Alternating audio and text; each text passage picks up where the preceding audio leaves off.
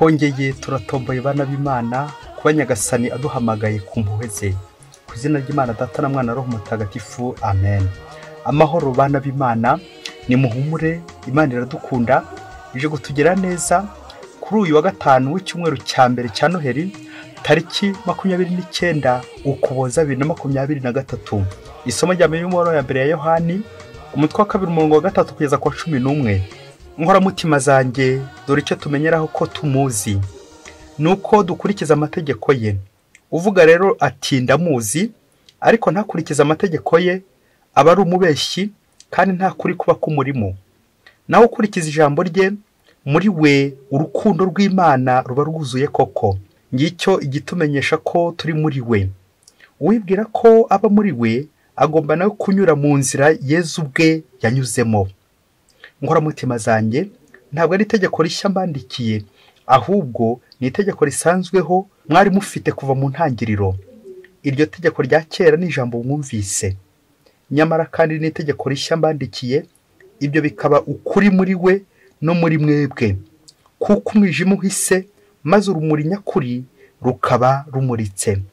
Uwibwira ko ari mu rumuri kandi agakomeza kwanga umuvandimwe we, uwo aba akiri mu mwijima. Naho ukunda umuvandimwe we aba atuye mu rumuri, kandi nta n'ikimurimo cyashobora kumugusha. Ariko uwanga umuvandimwe we aba ari mu mwijima, akagenda mu mwijima ntanamenye aho agana, kuko umwijima uba wamuhumye amaso. Iryo ni ijambo ry'Imana. Zaburi ni 96. Ijuru niryishime kandi isi nihimbarwe. Nimuririmbire Uhoraho indirimbo nshya, isi yose niririmbire Uhoraho. Nimuririmbire Uhoraho, musingize izina rye. Uko bukeye nimwogeza agakiza ke, nimwamamaze ikuzo rye mu mahanga n'ibyiza bye mu miryango yose. Uhoraho niwe waremye ijuru, arashashagira ubuhangare n'ishema, ingoro ye yuzuye ububasha n'ububengerane. Ijuru nigishime kandi isi nihimbarwe. Nyagasani Yesu nabane namwe.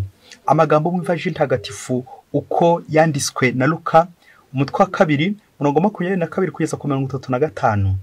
Muri icyo gihe umunsi w'isukurwa ryabo wategetswe na Musa uragera. Ababyeyi ba Yezu bamujyana i Yerusalemu kumutura Nyagasani, nk'uko byanditse mu itegeko rya Nyagasani ngo umuhungu wese w'imfura azaba intore y'umwihariko wa Nyagasani. Bari bajyanye kandi no gutura igitambo cy'intungure 2 cyangwa intume 2 bakurikije itegeko rya Nyagasani.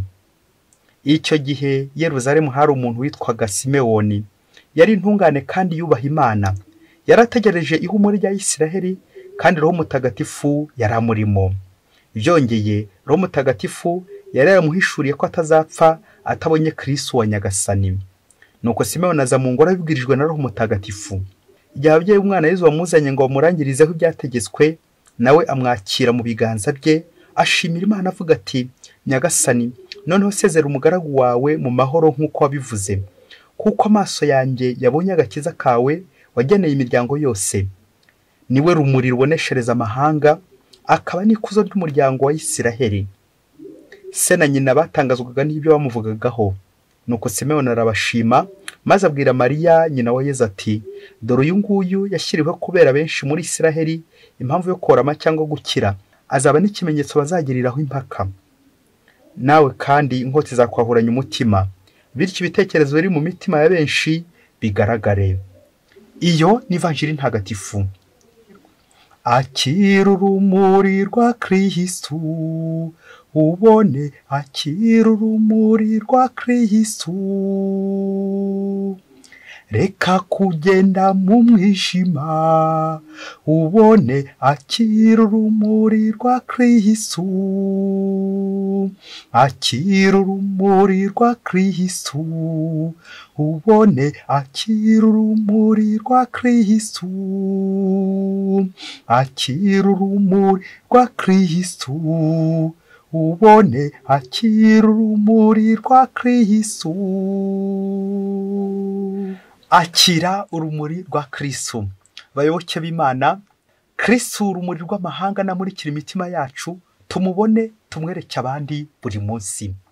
Amasomo kizumbi cyacu duteguriye araryoshye cyane, ubwo tujye kuzirikana ku ijambo rikomeye cyane tutabura mu buzima bwacu, ryitwa urumuri. Nawe uze kuva ahangaha wafashe wakira urumuri rwa Kristu kugira ngo ubone, kuko umuntu wese utakira urumuri rwa Kristu aba ari mu mwijima nyine. Turaza gutandukanya urumuri ndetse n'umwijima nk'uko amasomo atamye kudushishikariza. Ese muri ino minsi uri kugendera mu mwijima cyangwa uri kugenda mu rumuri? Turaza kubona ko igisobanuro cya Noheli kindi ari urumuri. Kristu waje munsi n'urumuri rw'amahanga, lumen gentium, la lumière des nations. Ngire ntego yacu uyu munsi, nawe uze kuva ahangaha wabonye urumuri rwa Kristu, wabonye Kristu. Kandi umuntu amaze kubona Kristu nta kindi akora usibye kumushyira abandi. Porte lumière. Muri aka kanya nyine dusuhuje abitwa ba Rusofero. Rusofero biva kuri iryo jambo ry'ikilatini lucifere, luxi, la lumière. Utwaye urumuri, porte lumière. Nawe rero uze kuva ahangaha utwaye urwo rumuri, ushyira abandi, ucana iryo tabaza ku musozi wanyu, maze abari hafi bamurikirwe nawe, kuko wakoze kuri Kristu. Iyo wacaniwe na Kristu uramurika, urabona, kandi nawe ukaboneshereza abandi, kuba urumuri rw'abandi, urumuri rw'amahanga. Kumvise mu isomo rya mbere uburyo Yohani ari kuvuga ku rumuri akavuga no ku mwijima. Ubwo cyane yagiye agaruka ukuri, byumvikane nyine impusane y'ukuri ni ikinyoma. Umuntu udakoresha ukuri aba ari umubeshyi. Hajemo nanone irindi jambo urumuri aritandukanya n'umwijima. Umuntu wese utari mu rumuri nyine aba ari mu mwijima. Ibi cyerekeza nanone ku bunyangamugayo. Iyo utari unyangamugayo uba uri umuhemu, nta kuri kuba ko kurimo. Noneho akongera atwibutsa ko tugomba gukundana. Iyo ukunda umuvandimwe wawe, icyo gihe nyine ugendera mu kuri. Naho iyo wabibye urwango iwawe, ntabwo ukunda umuvandimwe wawe nyine, aho ngaho uri mu kinyoma, aho ngaho uracyari mu mwijima. Yohani rero agatugira inama yo kuva mu mwijima tukagana urumuri, kuko umuntu wese ugendera mu mwijima aba yahumye. Umwijima uduhumye amaso. Kristu jambo w'Imana wigize umuntu turi guhimbaza muri iki gihe cya Noheli, yaje munsi ari urumuri. Urumuri rero nirwo Simewoni agiye kugaragaza mu ndirimbo ye Donc Dimittis. Noneho sezera umugaragu wa Nyagasani, kuko yabonye agakiza kawe. Urumuri rw'amahanga rumurasiyeho. Ubwo twumvise ivanjiri yeza turwa Imana mu ngoro, akaza mu ngoro, bityo hakaba hari n'abamutegereje. Nuko Simewoni ngo aza mu ngoro abwirijwe na Roho Mutagatifu. Ako kantu umubyeyi, burya igihe cyose twagiye gusenga ntukagire ngo niwe wibwirije. Hari aho Roho Mutagatifu akubwiriza ati genda ujye gusenga, genda ujye gusingiza Imana, tujye gusenga. Uwo ni Roho Mutagatifu uri gukora nyine. Iyi vanjiri iraza itwibutsa ko turi mu gihe cya Noheli nyine. Ubwo iyi Noheli yacu kuri uyu munsi yitwa nyine urumuri. Mu gihe twumva na Zakariya nawe avuga kuri Yezu akamwita zuba rirashe, uyu munsi Simewoni arita Yezu rumuri rw'amahanga. Ngiyi Noheli, nguyu umucunguzi, nguyu umukiza waje kugira ngo atuboneshereze aho tunyura, maze tugendere mu nzira z'Imana, inzira igana ijuru. Inzira y'umukiro ni inzira igana ijuru nyine, ni inzira igomba kumurikirwa n'ibikorwa byiza, kumurikirwa n'amagambo meza, kumurikirwa n'imvugo nziza. Bityo ndushaho kwegera Nyagasani n'umutima wose. Ibikorwa by'urumuri, la clarité. Iyi vanjiri y'uyu munsi iratwerekeza ku gitambo cya misa, aho igitambo cya misa kigizwe n'ibice bibiri: kumva ijambo ry'Imana ndetse no gutura igitambo cy'Ukarisiya nyine. Ubwo twumvise umuhanuzi Simewoni aje mu ngoro, aje kwakira Imana. Yosefu ndetse na Mariya bakamuzana. Hari n'ituro bitwaje. Iryo turo rero riraza gutwerekeza ku ituro rya Yezu, umusaza Simewoni aza kwakira mu biganza bye, maze akamererwa neza. Ibi natwe bikaza gutwerekeza uburyo tujya twakira Yezu mu gitambo cya misa, ari mu ijambo rye ndetse no kumuhabwa Ukarisiya, igitambo cya misa. Ese iyo umaze kwakira Yezu umwakira ute? Nawe ushobora gushimira Imana nka Simewoni utaraka, noneho akavuga ati Nyagasani, noneho ubanza igihe cyanjye kigeze. Burya iyo duhabwa Yezu ujya umuhabwa nk'aho ariho wanyuma nyine. Igihe cyawe gishobora kuba kigeze nka Simewoni nyine. Sezera umugaragu wawe agende mu mahoro. Iyo turangije misa, umusaseridoti aradusezerera ati ite misa este ainsi c'est l'envoi. Noneho nimujya mu butumwa, kuko tuba tumaze kwakira Kristu rumuri rw'amahanga. iyo waje mu misa uba ufitanye n'urumuri, uba wabonye urumuri. Kristu ukarisitiya twahawe iratumurikira kugira ngo tugende muri yasi y'umwijima, duhamamaze inkuru nziza, ibikorwa by'urumuri tuvanye kwa Kristu, kuko Kristu ari rumuri rw'amahanga. Uyu munsi rero dukora imyitozo, turebe uburyo dusohoka mu kiliziya. Ese iyo nsohotse mu kiliziya nsohoka nkarushaho kuba urumuri rw'abandi, cyangwa wasanga iyo nsohotse mu kiliziya nkomeza kugendera mu mwijima? Ibikorwa byanjye nyuma y'uko nsohotse mu kiliziya biba ari ibihe? Ese ibikorwa nkora, imirimo nkora, aho mba ku kazi, ndushaho gukoresha urumuri? Ndushaho kunyura mu nzira z'urumuri? Ndushaho kuvugisha ukuri? Nkorera mu kuri? Cyangwa nshaka gusabira ibyanjye n'iby'abandi byose nkarunda hamwe, umwijima ukipfukirana iwanjye ukirunda iwanjye, akabya bindi byawo umugabo mbwa ngo n'uryo utwe akarya n'utw'abandi? Muvyeyi, muri aka kanya gutembereza mu rukiko, maze urebe ukuntu urumuri rushobora gutambuka mu rukiko cyangwa hagatambuka umwijima.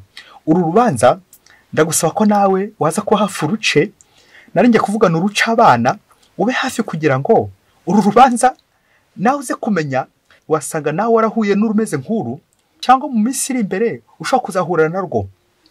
Umunsi umwe hirya kure cyane muri Afurika, ngo umugabo wari ufite garaje y'imodoka, ngo wari afite umushoferi umukorera, umutwarira imodoka, ahemba buri kwezi ngo amadolari 300, ariko buri munsi ngo akamuha amadolari 100 yo kunyura kuri sitasiyo ya esanse kugira ngo ajye ashyiramo esanse, ubundi bamuhereze fagitire. Iyo fagitire nyine igomba kugaragaraho amadolari 100 ku munsi, ko uwo mushoferi yashoboye kuyakoresha agura esanse. Nuko bya bindi byo kwanyereye ntihuma, wa mushoferi abangura imodoka buri munsi, akanyura kuri sitasiyo agiye kuvoma esanse iza kumufasha gukora ingendo z'imodoka no kugira ngo ashobore gutwara neza ibicuruzwa bya shebuja. Nuko umushoferi ukwezi kwa mbere kurangira ntibamuhemba, ukwa kabiri kurangira ntibamuhemba, atangira kwibaza uko byagenze. Ukwa gatatu kurangira nta wamuhembye, ukwa kane, ukwa gatanu, uzi ko amezi 6 yashize bataramuhemba. Ubwo bari kumuhemba amadolari angahe? Niba uzi kubara neza, niba amadolari 300 mu kwezi, uko bari kose amezi 6 yagomba kubona amadolari 1800. Nuko bigenda bityo, bose agira cyo ntayo yamuhaye. Umushoferi arakara bikomeye cyane, nuko afata ingamba z'uko agiye kumurega. Ese babyeyi, ndabizi watangiye kuvuga ko umushoferi ari kurengana bikomeye cyane. Nuko ngo umushoferi ngo ageze mu rukiko, nuko ngo umunsi wo kuburana uragera. Bagiye kuburana, ako kanya bose ahita azana impapuro zishinja umushoferi aho yajya mugavura. Ngo ubwo yajyaga kugura esanse kuri sitasiyo yitwaje amadolari 100, ngo yatangaga gusa amadolari 50. Nuko agasaba wari kumuha esanse kumukorera fagitire y'amadolari 100, ubundi akaza kumuhamo gusa amadolari 5, andi madolari 45 nawe buri munsi akajya ayifashisha ajya kugura inyama z'umwijima, ajya kugura brochette no gusengerera abandi mu ikabare no gutambuka mu zidaya. Ayo nyine urumva ko atayabaraga. Niba uzi gukuba imibare neza, niba uyu mushoferi yaraguraga gusa esanse y'amadolari 50 ku munsi, urumva ko andi 50 nawe niyo akemaza gutoza twa buri munsi ko kugura inyama z'umwijima no gusengerera abandi. Noneho iyo sitasiyo ikaba n'ubundi yari ya bose. Ubwo warangizaga kumuvomera esanse n'ubundi agatanga raporo kwa bose y'ibyo umushoferi amaze gukoresha. Ariko umushoferi ntiyamenye nyiri sitasiyo. Bagiye kubarana muri gukora imibare namwe, basanga amadolari 9,000 ari uwo mushoferi yarigishije uko ajya akoreshaga buri munsi, atigeze agura esanse mu mezi 6 yose. Nuko rero ikibazo kikagira kiti, ari bose urimo umushoferi we amadolari 800, ari shoferi wagavuye amadolari 9,000 yose, agakora fagitire mpimbano, ninde usiga mundi ideni? Ninde ugomba guhanwa kurusha undi? Aha, bakristo bavandimwe, Yesu Kristo akuzwe. Ngubwo ubusambo bwacu ngeze fagitire mpimbano benshi twagiye duhimba, ngo uru rukiko siniyo nkubwira ko urukiko rwaragiye wa mukozi wa shoferi ahitiye muri prison, mu gihe ari kwishyura mu gihe bari guteza utuntu two twacyamu, mu gihe bakiri guteza ibintu byo cyamunara kugira ngo ashobore kwishyura ya mafaranga atashyize kuri fagitire, ya mafaranga yagiye agavura abeshya ngo yaguze esanse.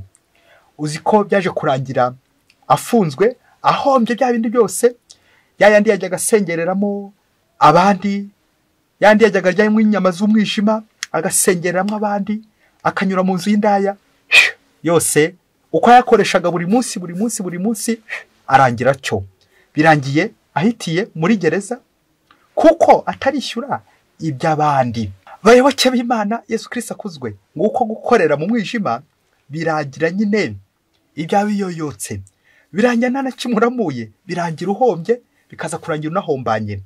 Nawe uze kureba muri no minsi niba ntaho wagiye ukoresha fagitire mpimbano, ati naguze iby'amadolari 100 kandi nta n'amadolari 20 wabitanzeho, ariko kugira ngo unezeze bose umugushe neza nuko ukajyaho ukamubeshya. Nguko uko twushobora kubeshya abantu hano ku isi, ariko Imana ntiwayibeshya. Gukorera mu rumuri nibyo koko birangira umubeshyi atangira abeshya bikaza kurangira yibeshye, ari we wibeshye.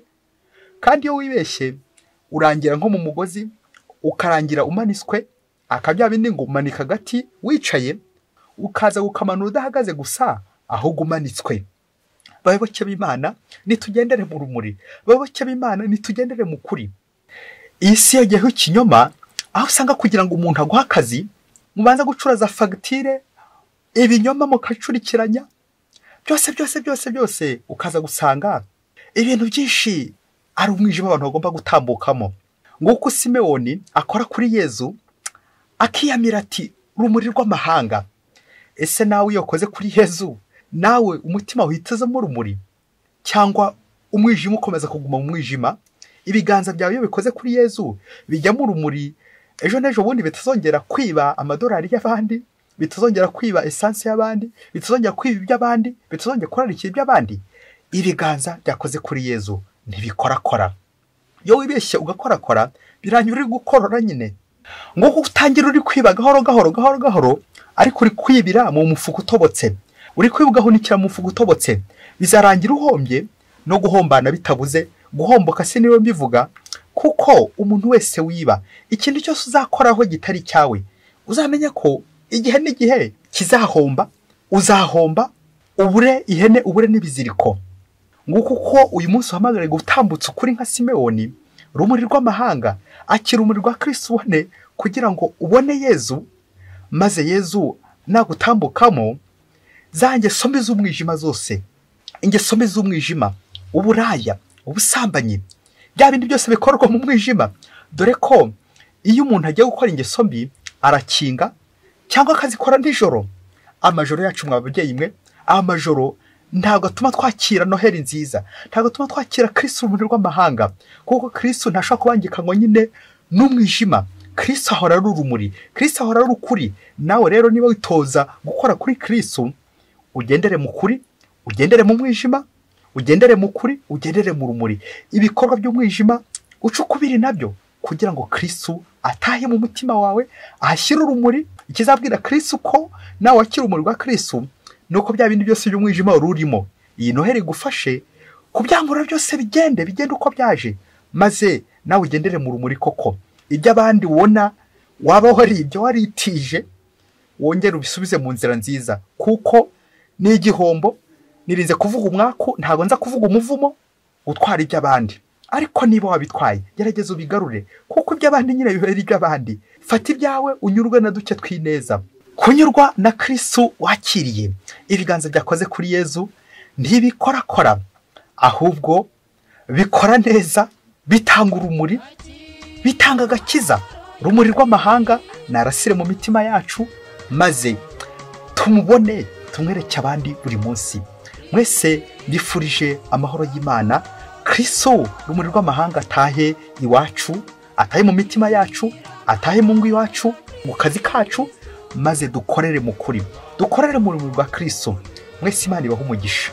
Imana Data na Mwana na Roho Mutagatifu. Amen. Padiri Masumuko Ladislas wa Diyosezi ya Cyangugu.